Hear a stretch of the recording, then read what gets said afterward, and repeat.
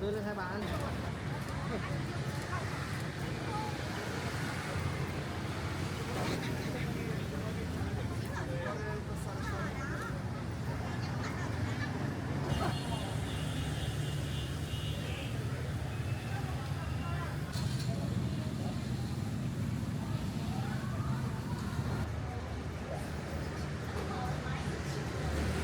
Cái bọc để tối.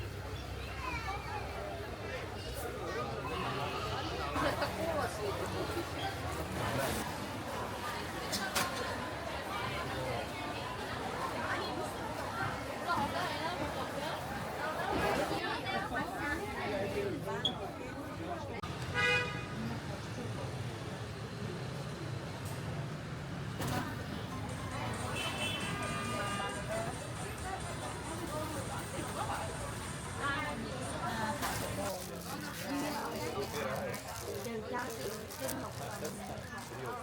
дать вызвать такси, поехать домой. Я вот припадок.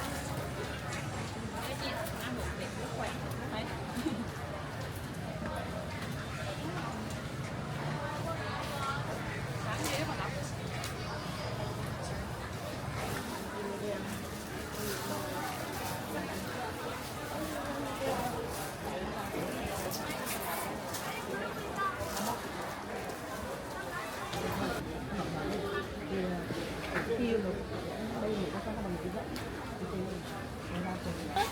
Ai ngồi hắn tới biết con ông có cái này cho hắn em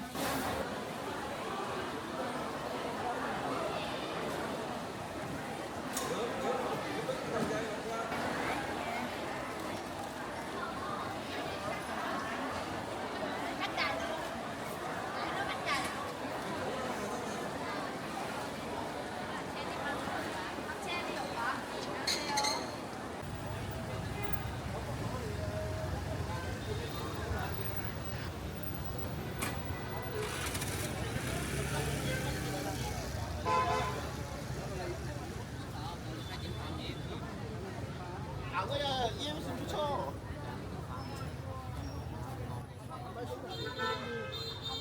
가방이 나봐라.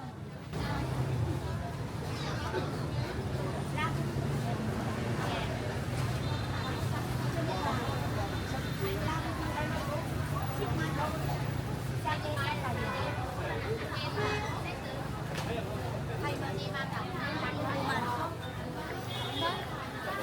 giờ nó vui mà bắt được đây đây nha mai là sai kilo bắt kilo bắt rồi cho đi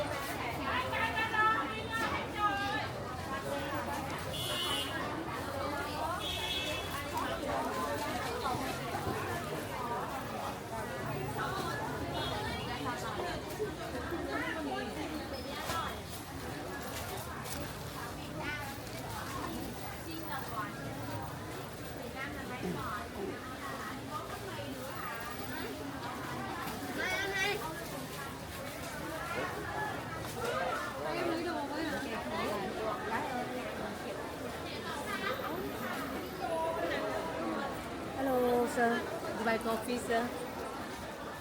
Việt Nam coffee. Many.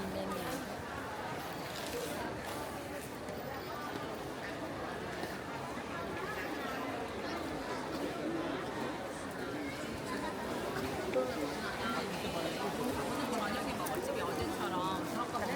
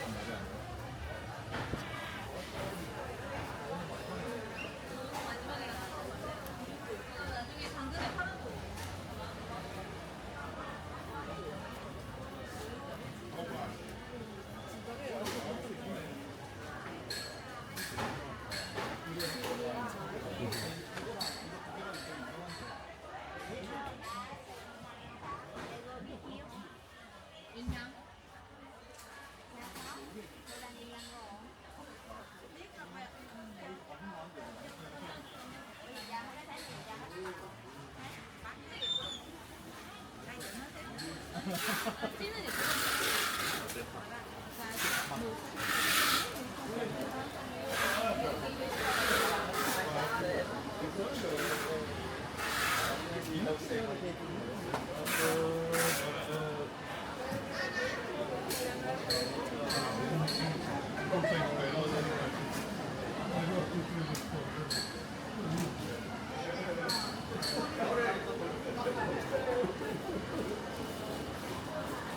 How much?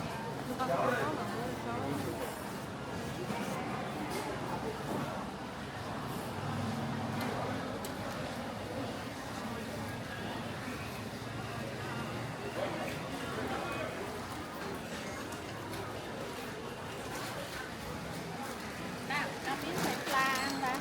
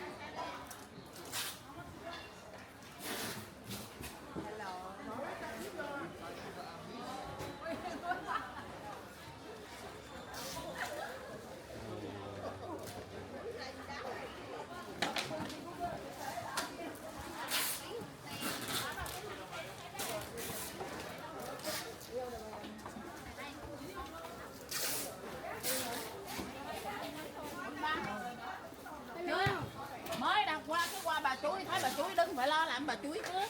Ai ngờ hắn tới. Có cái này cho hắn em.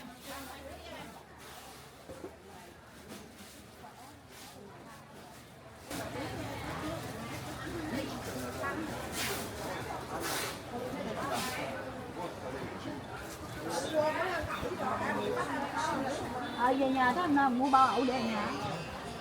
Nhà ship với ai cho ở đây ship mà đây ông chế về tàu con anh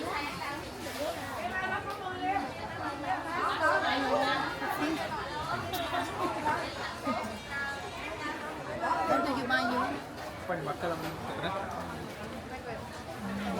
Bây hả? Khang lụ.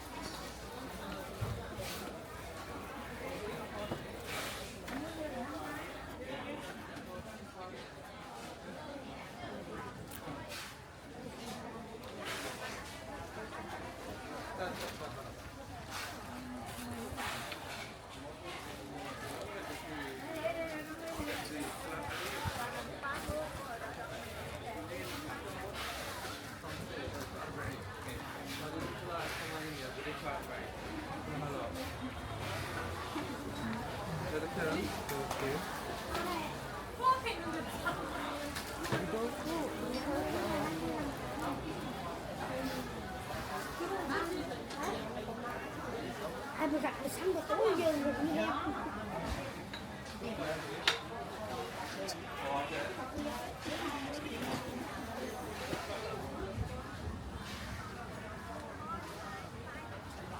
Như này không làm cái thật đâu để nghỉ.